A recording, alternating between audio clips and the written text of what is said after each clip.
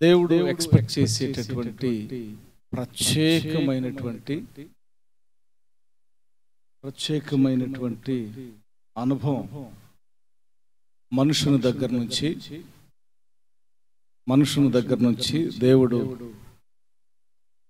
ఎదురు చూసేటటువంటిది.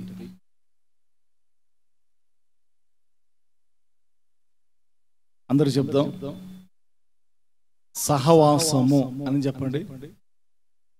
మా అందరు చెప్పాలా? దేవుడు ఎదురు చూసేది, మనుషుని యొద్ద నుంచి దేవుడు ఎదురు చూసేటటువంటిది ఏంటి? సహవాసము. దేవుడు ఎదురు చూసేటటువంటిది ఏంటంటే సహవాసము. అందరు చెప్పాలి, గట్టి చెప్పండి, సహవాసము.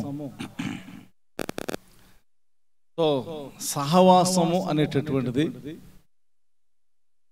ఎల్లినింటికి రెండోసారి వెళ్ళేవనుకో సహవాసం కోసం, ఎల్లినింటికి మూడోసారి వెళ్ళేవనుకో, ఎల్లినింటికి నాలుగోసారి వెళ్ళేవనుకో, ఏమవుతుంది? మనం తేలికవుతాం. ఏమవుతుంది? మనము తేలికవుతాం. బైబిల్లో దావీదు ఉన్నాడు. దావీదుకి సహవాసం చేయటానికి ఎవరు లేరు. దావీదునకు సహవాసం చేయటానికి ఎవరూ లేరు. ప్రారంభంలో దావీదు గురించి వ్రాయబడిన మాటలు, దావీదు పొట్టివాడు, దావీదు బలహీనుడు,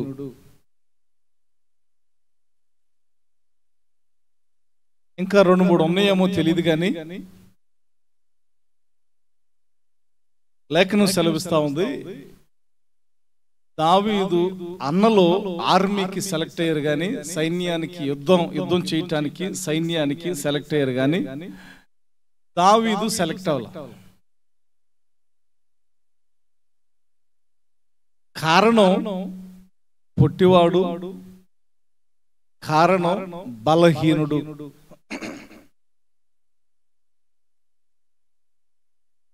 బలహీనుడిగా ఉన్నటువంటి వ్యక్తులు, ఎందుకు పనికిరానటువంటి వ్యక్తులు, వారు వెళ్ళి ఎవరితోనన్నా సహవాసం చేయాలి అని అంటే అవతల వారు అంగీకరించడం చాలా కష్టం. అవతల వారు అంగీకారం అనేటటువంటిది చాలా కష్టం. 4 పైసలు జేబు నిండా ఉంటే అందరు దోస్తులే ఉంటారు. బలహీనుడికి సహవాసం ఎవరు అందిస్తారా? ఎవరు ఉండరు. మంచి బట్టలు వేసుకొని నిలబడితే నలుగురు చూస్తారు. బలహీనుడు నలిగిపోయిన చొక్కా వేసుకొని నలిగిపోయిన ప్యాంట్ వేసుకొని కూర్చుంటే హాయ్ బాగున్నావా అని అడుగుతారు ఎవరన్నా? ఎవరు అడగరు.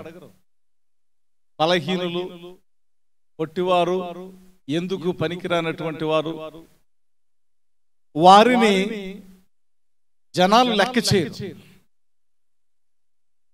ఒకవేళ ఎవరైతే ఇప్పుడు బలవంతులుగా ఉన్నారో వారు ఒకప్పుడు బలహీనులైనప్పటికీ ఇప్పుడు బలహీనులను చూసి అసలు అదేందో నాకు తెలియదు అన్నట్టుగా, వారెవరో నాకు తెలియదు అన్నట్లుగా బిహేవ్ చేస్తూ ఉంటారు.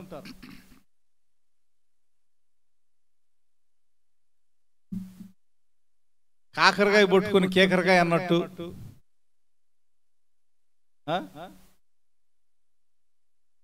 ఏంది వంకర టెంకరగా ఉన్నాయి,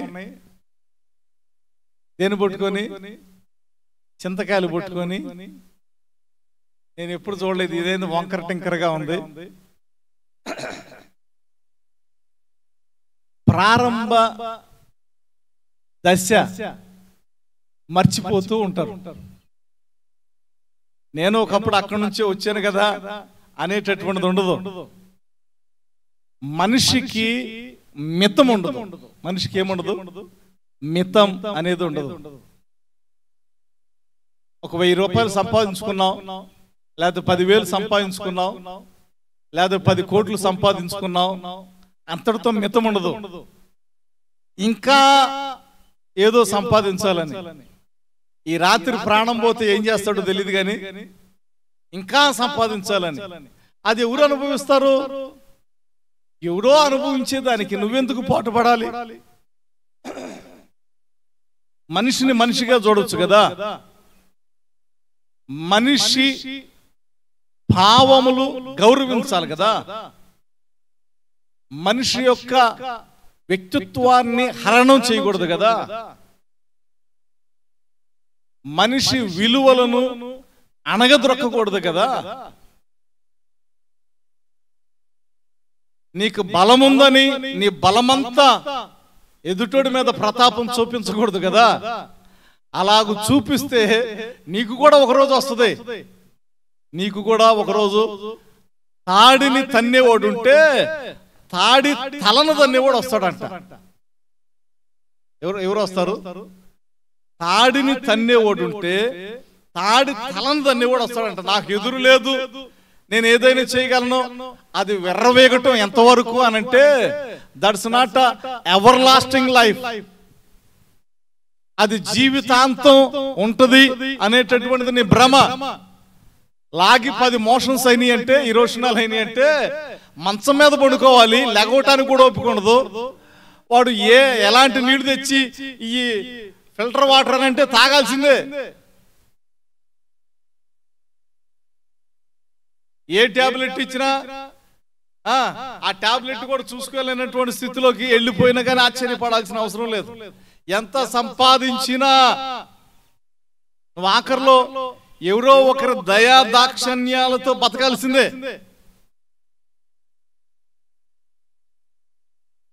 కోట్లకు పడగలెత్తి హాస్పిటల్లో దిక్కులేని సాగు వచ్చినటువంటి వారు లేరు. ముఖ్యమంత్రులే, ముఖ్యమంత్రి పదవి అనుభవించే దుర్భరమైనటువంటి దిక్కులేని సాగు వచ్చిన వాళ్ళు ఉన్నారు. కనుక ప్రారంభ దశ మర్చిపోకూడదు. నువ్వేదో చేయగలవు అని ఎదుటివాని యొక్క వ్యక్తిత్వాన్ని హరణం చేయకూడదు, తొక్కి పడేయకూడదు. You should give a respect, give respect and take respect. Then you will be happy and others also happy. If everybody happy, everything goes well.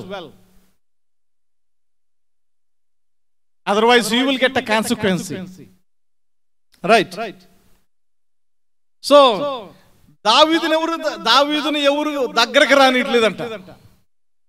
దావీదుని ఏం చేయట్లేదు, ఎవరు దగ్గరకు రానిట్లా. అరే ఆడు ఎందుకు పనికిరాడు, గొర్రెలు కాసుకునేవాడు.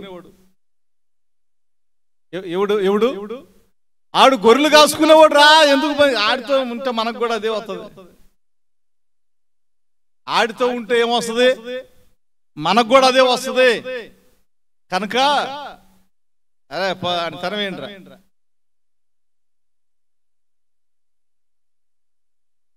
ఎవరు ఏ గ్రూపులోనికి రాని ఇట్లా. కొన్నిసార్లు బలహీనుల పరిస్థితి ఎలాగుంటదంటే ఒంటరి బ్రతుకులాగా ఉంటది. ఎవరి దగ్గరకు రానిరు, ఏళ్లలో లెక్క పెట్టుకుంటారు. అందరూ రానిరు, అందరూ రానివ్వరు. నువ్వు మంచి హోదాలో ఉండు, అందరూ వెనకాల ఎట్టగానే ఉండని, వెనకాల ఎట్లాగైనా తిట్టుకొని మనిషి ఎదురు మాత్రం నువ్వు సూపర్ అంటా ఉంటారు. వెనకాల నిన్ను ఎట్లా తిట్టుకుంటారో తెలియదు. కానీ బలహీనుడైతే వెనకాల తిట్టుకుంటారు, ముందు తిట్టుకుంటారు. ఇంకా నా నయ్యం షార్ట్ కానీ తిట్టరు, డైరెక్ట్ గా తిడతారు. ఒక రకంగా ఆ బతికే బెటర్ అనుకుంటా. అయితే దావీదు దగ్గరకి ఎవరో వెళ్ళటం లేదు, దావీదుని ఎవరో రానివ్వట్లా. ఇక నేను ప్రశాంతంగా ఏం చేసుకుంటాడు, గొర్రెలు కాసుకుంటా ఉన్నాడు. ఒంటరి బ్రతుకు. ఈయనకు ఒకటి అర్థమైపోయింది, నేను ఎవరి దగ్గరికి వెళ్ళటానికి లేదు, నాతో ఎవరు సహవాసం చేయటానికి కూడా ఇష్టం లేదు అని చెప్పి ఈయన ఎటు టర్న్ అయ్యాడంట? దేవుని వైపు టర్న్ అయ్యాడు. ఎటు టర్న్ అయ్యాడు? దేవుని వైపు. ఈయనకి ఇప్పుడు టైం ఉందా లేదా అని అంటే ఫుల్ ఫ్రీ టైం ఉంది. అపాయింట్మెంట్స్ ఏమి లేవు. అగో వాళ్ళు రమ్మన్నారు, పెద్దమ్మ రమ్మన్నారు, చిన్నమ్మ రమ్మన్నారు, స్నేహితులు రమ్మన్నారు, చుట్టాలు రమ్మన్నారు, పెళ్లికి రమ్మన్నారు, పబ్బాలకు రమ్మన్నారు. ఇలాంటివి ఏ అపాయింట్మెంట్స్ దావీదుకి లేవు. కనుక ఈయన అపాయింట్మెంట్స్ అన్ని ఎక్కడ ఫిక్స్ చేసుకున్నాడు? దేవునితో ఫిక్స్ చేసుకొని 7 మార్లు, రోజుకి 7 మార్లు దేవుని దగ్గరికి వెళ్ళేవాడు. ఎన్ని మార్లు? గట్టిగా చప్పట్లు కొట్టి ప్రభువును మహిమపడదాం. That's a wonderful life. That's a blessed life.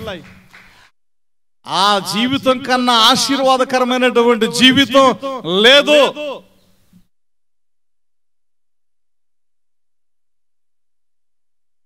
మనుషులు రానివ్వలేదు కదా. ఇప్పుడు ఈయన ఎక్కడికి వెళ్ళటం ప్రారంభించాడు? దేవుని దగ్గరికి వెళ్ళటం ప్రారంభించాడు. మనుషులు రానివ్వలేదని ఇప్పుడు ఈయన ఎక్కడికి వెళ్ళటం ప్రారంభించాడు? దేవుని దగ్గరికి వెళ్ళటం ప్రారంభించాడు. ఎన్నిసార్లు వెళ్తా ఉన్నాడు రోజుకనంటే దినముకు 7 మార్లు ఆయనతో మాట్లాడటానికి వెళ్తున్నాడు. అంతేనా? బైబిల్లో ఉంది. దినముకు ఆయన ఎన్నిసార్లు ప్రార్థించేవాడంట?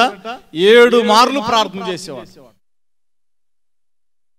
కనుక ఈ 7 మార్లు ప్రార్థించేటటువంటి తరుణంలో ఇప్పుడు ఈయన ఎట్లాగా అయిపోయింది? ఈయన జీవితం ఎట్లాగా అయిపోయిందంటే 6 నెలలు సహవాసం చేస్తే వీరు వారు, వారు వీరు అవుతారంట.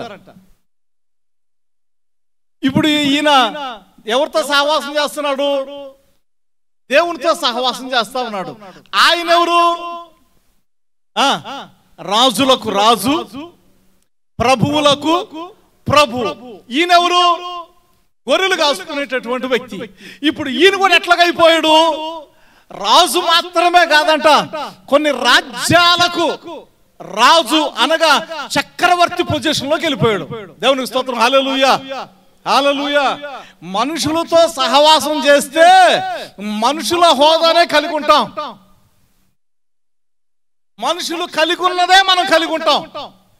దేవునితో సహవాసము చేస్తే రాజులం అవుతాం. దేవునికి స్తోత్రం. హల్లెలూయా. ఎవరం అవుతాం మనం? We are the king of kings. దావీదు రాజులకు రాజు కదా, అవునా కదా? దావీదు రాజులకు రాజా కాదా? దావీదు చక్రవర్తి కాదా? మనుషులతో సహవాసం చేస్తే దావీదు ఎక్కడ ఉండేవాడు? వాళ్ళ అన్నంలాగానే ఒక సైనికుడిగా ఉండేవాడేమో, బలవంతుడిగా పుట్టి మనుషులందరితో ఉంటే ఆయన పేరు జీవగ్రంథంలో ఉండేది కాదు, బైబిల్లో ఉండేది కాదు ఆయన పేరు. నీ జీవితం నా జీవితం ఒక స్థాయిలో ఉండాలి అనంటే, నీ జీవితం నా జీవితం నలుగురికి ఆశీర్వాదకరంగా ఉండాలి అంటే మన సహవాసము దేవుడై ఉండాలి. మన సహవాసము మనుషులతో కాదు గాని, మన సహవాసము ఆస్తిపరులతో కాదు గాని, మన సహవాసము విద్యావేత్తలతో కాదు గాని, మన సహవాసము ధనికులతో కాదు గాని, మన సహవాసము ఈ లోకంలో ఉన్నటువంటి పెద్ద పెద్ద హోదాలు అనుభవిస్తున్న వారితో కాదు గాని, మన సహవాసము వీరందరిని ప్రక్కన పెట్టి ఎప్పుడైతే దేవునితో సహవాసం చేస్తావో వీరందరికంటే, ఎవరందరికంటే నీవు ఎవరినైతే విడిచిపెడుతూ ఉంటావో వారందరికంటే అధికమైనటువంటి స్థితిలో నిలబడతావు. దేవునికి స్తోత్రం. హల్లెలూయా, హల్లెలూయా. నేను ఓపెన్ గా ఒక విషయం చెప్తా. నాది ఎడంకాలు కొంచెం అవుడు. 6వ తరగతిలో ఈ కాలు, ఒక కాలు ఇలాగ ఉండేది, మంచిగా ఉండేది. రెండవ కాలు ఇలాగ ఉండకుండా ఈ సైడ్ ఇట్లాగా తిరిగి ఈ ఏళ్ళు ఇట్లా గుండిపోయి ఇట్లాగ నడిచేవాడిని.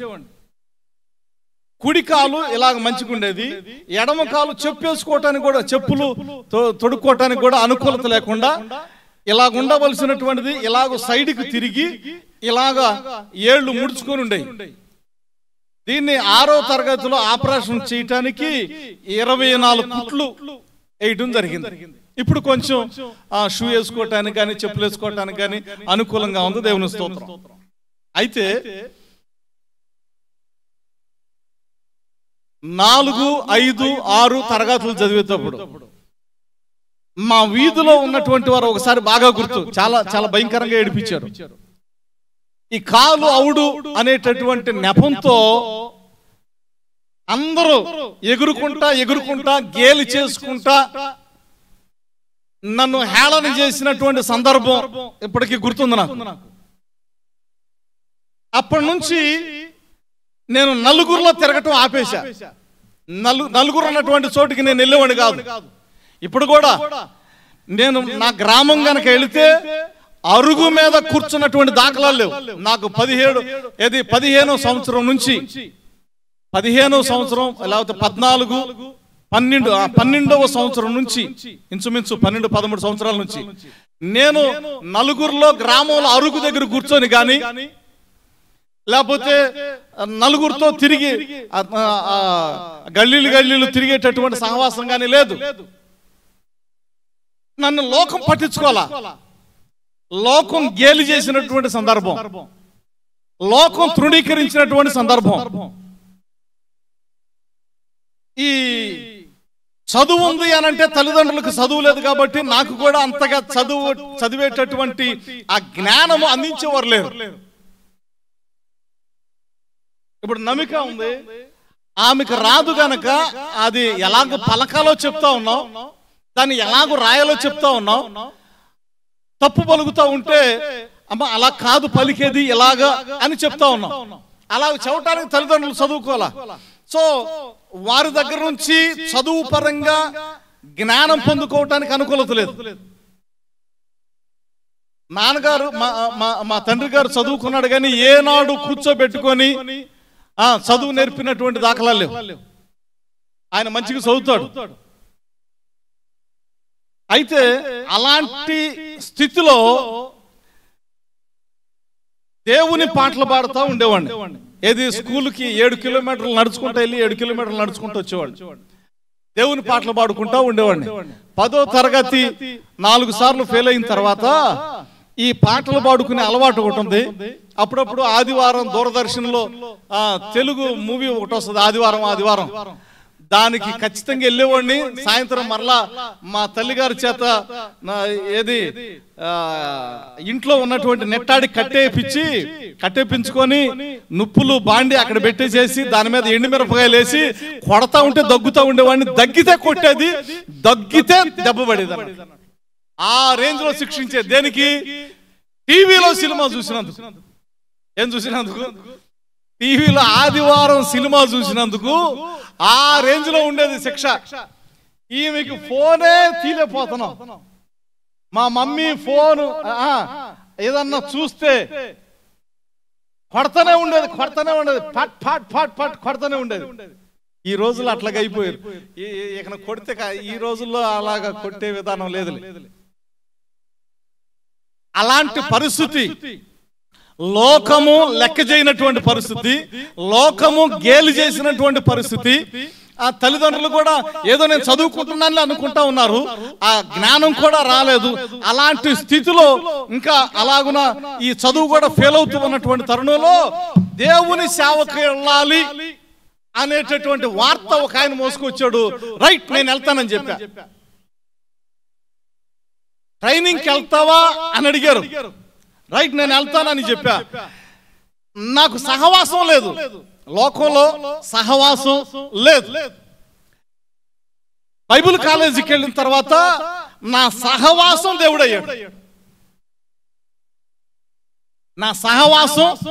దేవుడయ్యాడు. నేను ఇప్పటికీ వెళ్ళి నాకంటూ ఒక ఫ్రెండ్ ఉన్నాడు అని చెప్పి నా ఫ్రెండ్తో సరదాగా తిరిగేటటువంటి ఆ దాఖలాలు నా గ్రామంలో అసలు ఎవరు కూడా చెప్పలేరు. ఎందుకంటే నాకు లేరు కాబట్టి. కనుక లోకంలో బ్రతుకుతూ ఉన్నప్పుడు నీ ప్రక్కన వారు నిన్ను లెక్క చేయట్లేదా? దేవునికి స్తోత్రం. వాళ్ళు మేలు చేస్తున్నట్లు మనకి. వాళ్ళ సహవాసంలో కనుకుంటే దేవుని సహవాసాన్ని విడిచిపెడతాం 100%. అది మనుషుల సహవాసం ఎప్పుడైతే వస్తుందో దేవుని సహవాసం తగ్గుతుంది. మనుషుల సహవాసం ఎప్పుడైతే పెరుగుద్దో దేవునితో సహవాసం తగ్గుద్ది. మనుషుల సహవాసం ఎప్పుడైతే తగ్గిపోద్దో, మనుషుల సహవాసం ఎప్పుడైతే మనకు దూరం అవుతుందో ఖచ్చితంగా దేవుడి దగ్గర అవుతాడు. ఖచ్చితంగా దేవుడి దగ్గర అవుతాడు. అలాగున బైబిల్ ట్రైనింగ్కి వెళ్ళా. నేను బైబిల్ ట్రైనింగ్కి వెళ్ళక ముందు అనుకునేవాడిని, హైదరాబాద్ ఒక్కసారన్నా వెళ్తానా జీవితంలో అనుకునేవాడిని. ఇప్పుడు నాకు 43 సంవత్సరాలు ఎంటర్ అవబోతా ఉంది. 43 సంవత్సరాలు. నేను చెప్పేది ఈ 23 ఆ యొక్క 5 6 23 6 ఇంచుమించు 30 సంవత్సరాల క్రితం. ఎప్పుడు విషయం? 30 సంవత్సరాల క్రితం. 30 సంవత్సరాల క్రితం హైదరాబాద్ అంటే అదొక గొప్ప. ఇప్పుడు హైదరాబాద్ అంటే ఏముంది, ఉదయం వెళ్ళేసేసి మళ్ళీ నైట్కి వచ్చేస్తున్నా. హైదరాబాద్ ఒక్కసారన్నా వెళ్తానా అనేటటువంటి ఆ స్థితిలో హైదరాబాద్ కర్మ అమెరికా కూడా తీసుకెళ్తానని చెప్పి చదువు రానటువంటి స్థితిలో ఉన్నటువంటి నన్ను ఆయన సహవాసంలో ఉండటం ద్వారా, that's it. It's not my greatness, this is not my greatness. ఇది నా యొక్క ఏదో హోదానో, లేకపోతే నేను కష్టపడి నేనేదో చేసిందో, లేకపోతే నేను నా చెమటోడ్చి నేనేదో కష్టపడి ఎదిగిందో కాదు. Only because of God's grace I'm in the high position. ఉన్నతమైనటువంటి స్థితిలో రాజరికాన్ని అనుభవించినటువంటి అనుభవాలు, బస్సుల్లో తిరిగినట్లుగా ఫ్లైట్ లో తిరిగేటటువంటి అనుకూలత, ఆధిక్యత. 5 దేశాలు, ప్రపంచంలో 5 దేశాలు తిరిగా. ఇప్పటికీ ఒక్క దేశమే 18 సార్లు వెళ్ళొచ్చా. ఎందుకు ఈ విషయాలు చెప్తున్నానంటే, మనుషుల సహవాసము తగ్గితే దేవుని సహవాసం పెరుగుతుంది. దేవుని సహవాసం పెరిగితే నీవు కూడా ఒక రాజుగా మలచబడతావు. ఎట్లా అవుతావు? ఎప్పుడు? ఇంకొక సమాధానం, మనుషుల సహవాసం తగ్గించినప్పుడు అది రావాలా. ఇప్పుడు ఏమి లేదు, ఇదొకటి ఉంటది. కొన్నిసార్లు మనం మోగిస్తాం. మనకుండేటటువంటి హీట్ ఏమవుతుందంటే, కొన్నిసార్లు మనం మోగిస్తాం. కొన్నిసార్లు మనం వద్దు అనుకున్నా కానీ అవతలడు మోగిస్తాడు. ఎత్తునైనా అని అవతలడు మోగిస్తా ఉంటాడు. కొన్నిసార్లు మన అవసరానికి ఉపయోగపడుతుంది, కొన్నిసార్లు మనల్ని డిస్టర్బ్ చేయడానికి కూడా ఉపయోగపడుతుంది. కొన్నిసార్లు దేనికి ఉపయోగపడుతుంది? అవసరానికి ఉపయోగపడుతుంది, మనల్ని డిస్టర్బ్ చేయటానికి కూడా. మనుషుల సహవాసంలో ముంచటానికి ఇది ఒకటి. దావీదు మనుషులు లెక్క చేయలే, మనుషులు పట్టించుకోవాలి. మనుషులు ఎవరు గుర్తించాల. ఎవరు గుర్తించినా ఎవరు గుర్తించకపోయినా చింతించాల్సినటువంటి అవసరం లేదు. ఇంకా తెగించి ఒక మాట మాట్లాడంటే, ఎవడో ఒక ముద్ద పెట్టడో,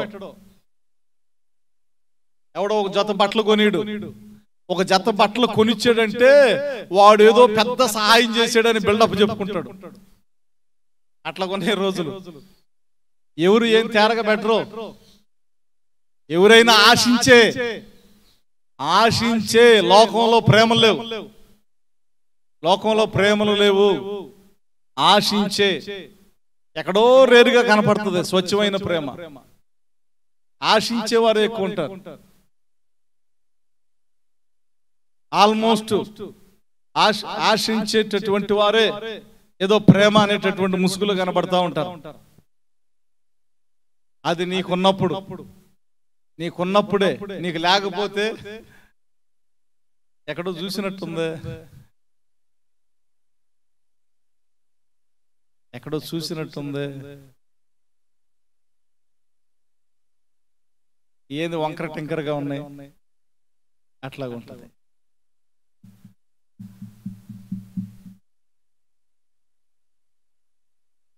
దావీదు దేవుని సహవాసాన్ని కలిగి ఉన్నాడు.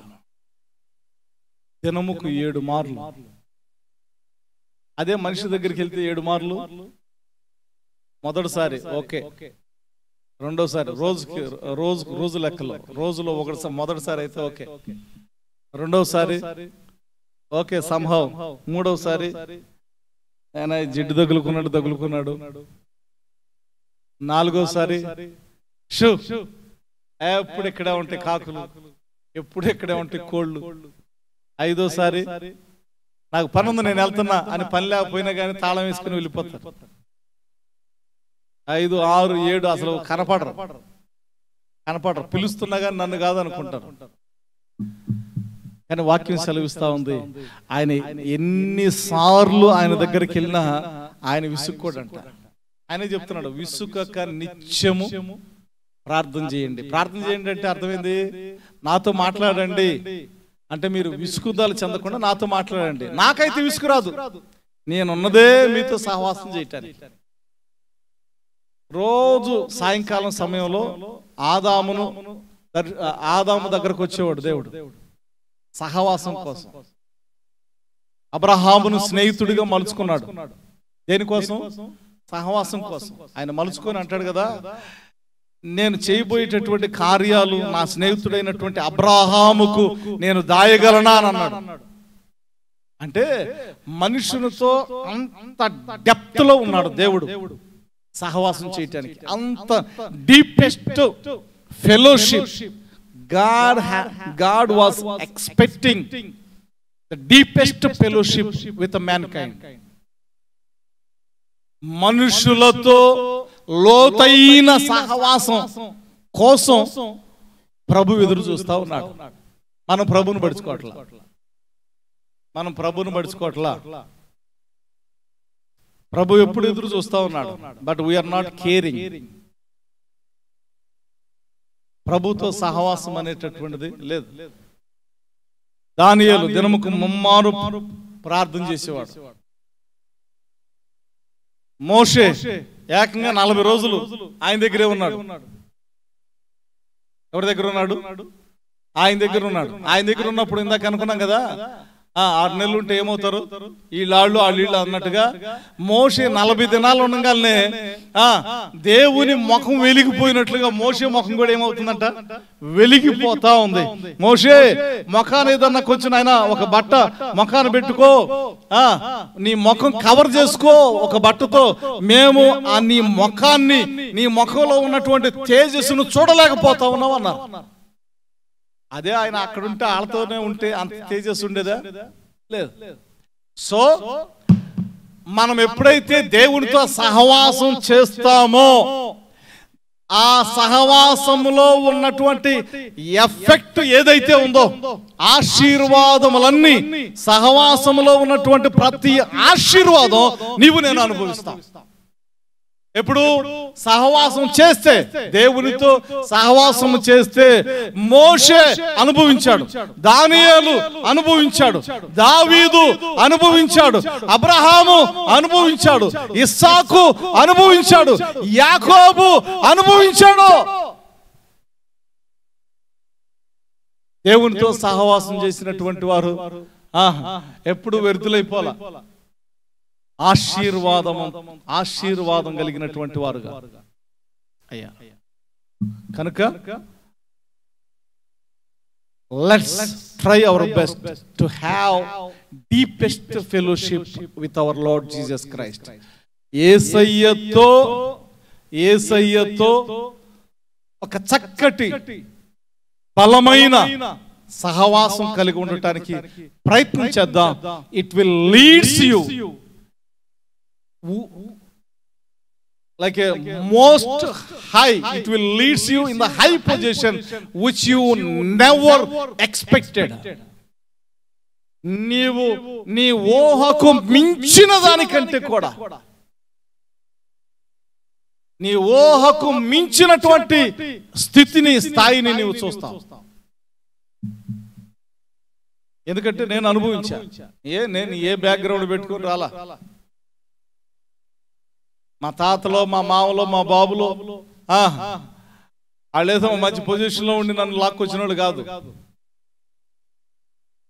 నేను కూడా నారు బీగటానికి వెళ్ళా, నేను కూడా కోత కోయటానికి వెళ్ళా, నేను కూడా కట్టె తీయటానికి వెళ్ళా. నారు బీకి కట్టలు కట్టేవాడిని. నారు బీగటం, కోత కోయటం, కలుపులకి వెళ్ళా, కట్టేతలకు కూడా వెళ్ళా. కామన్ మ్యాన్ గా దేవుడు నన్ను నడిపించినటువంటి విధానం, ఇంకా కొంతమంది లగ్జరీ లైఫ్ అనుభవిస్తా వారు అనుకున్నది నెరవేర్చుకోలేకపోయారు. నాది నార్మల్ లైఫే.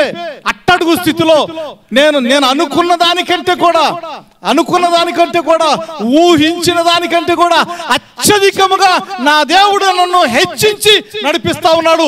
దేవుని పరిశుద్ధ నామానికి మహిమ కలుగునుగాక.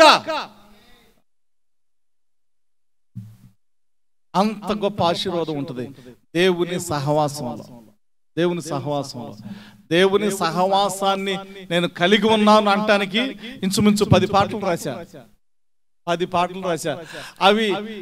అవి ఎంత ఉన్నతమైనవి అనే దానికంటే కూడా, ఒక పాట రాయాలి అంటే పలుమార్లు వాక్యాన్ని చదవాలి, పలుమార్లు ధ్యానించాలి, పలుమార్లు అయ్యా నువ్వేమై ఉన్నావో అది గుర్తు చేసుకోవాలా, ఏమై ఉన్నాడో ఆ పదాలు ఇక్కడ పెట్టుకోవాలా, ఈ పదం కాదా ఇంకా దేవుడు ఏమై ఉన్నాడో అది గుర్తు చేసుకోవాలా.